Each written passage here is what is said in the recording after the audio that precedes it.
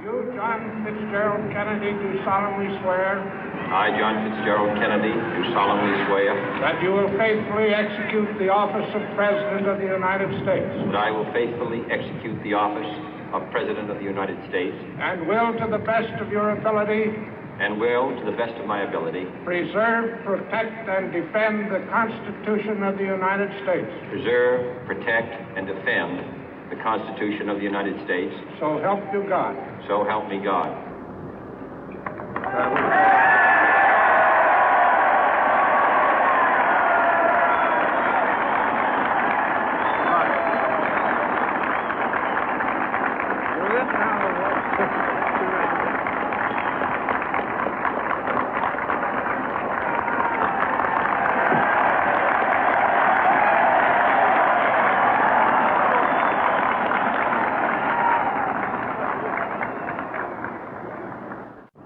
Vice President Johnson, Mr. Speaker, Mr. Chief Justice, President Eisenhower, Vice President Nixon, President Truman, Reverend clergy, fellow citizens.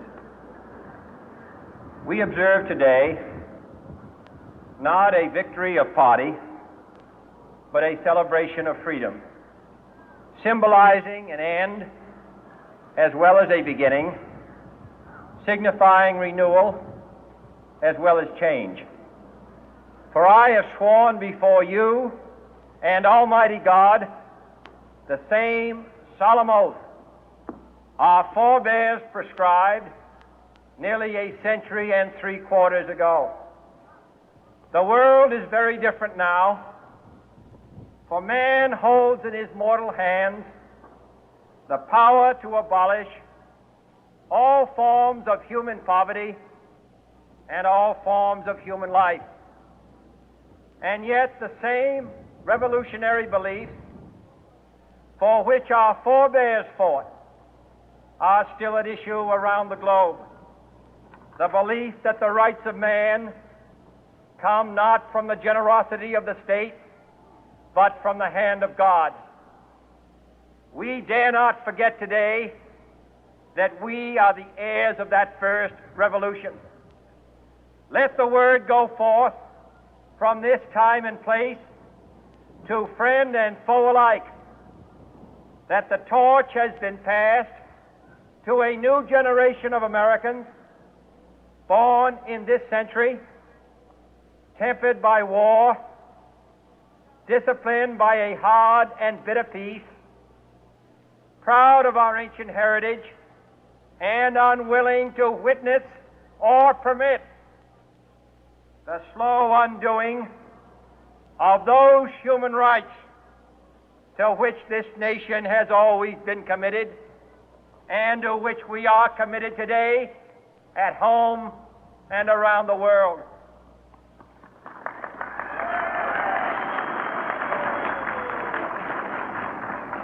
Let every nation know, whether it wishes us well or ill, that we shall pay any price, bear any burden, meet any hardship, support any friend, oppose any foe to assure the survival and the success of liberty.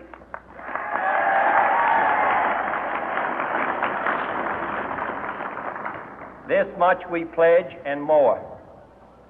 To those old allies whose cultural and spiritual origins we share, we pledge the loyalty of faithful friends.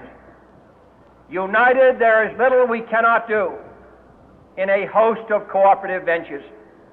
Divided, there is little we can do, for we dare not meet a powerful challenge at odds and split asunder.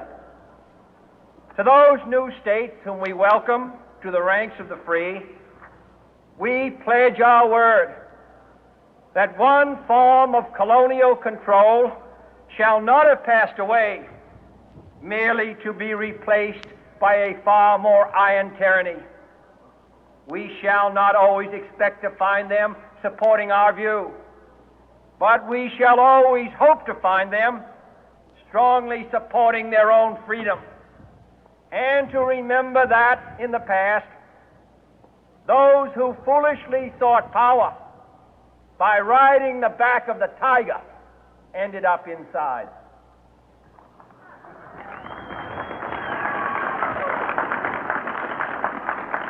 To those people in the huts and villages of half the globe struggling to break the bonds of mass misery, we pledge our best efforts to help them help themselves for whatever period is required, not because the communists may be doing it, not because we seek their votes, but because it is right.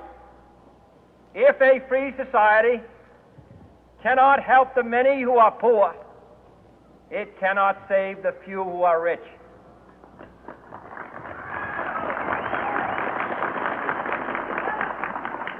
To our sister republics south of our border, we offer a special pledge to convert our good words into good deeds, in a new alliance for progress, to assist free men and free governments in casting off the chains of poverty.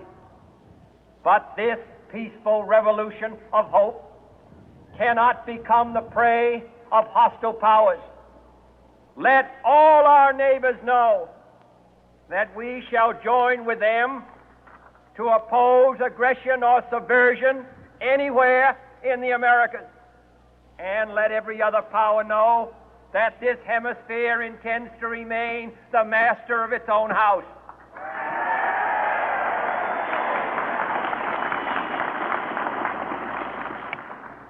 To that World Assembly of Sovereign States, the United Nations, our last best hope, in an age where the instruments of war have far outpaced the instruments of peace, we renew our pledge of support to prevent it from becoming merely a forum for invective, to strengthen its shield of the new and the weak, and to enlarge the area in which its writ may run.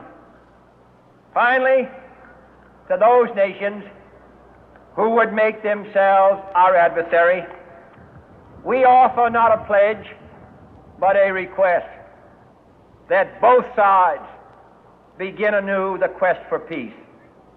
Before the dark powers of destruction, unleashed by science, engulf all humanity in planned or accidental self-destruction, we dare not tempt them with weakness, for only when our arms are sufficient beyond doubt can we be certain beyond doubt that they will never be employed.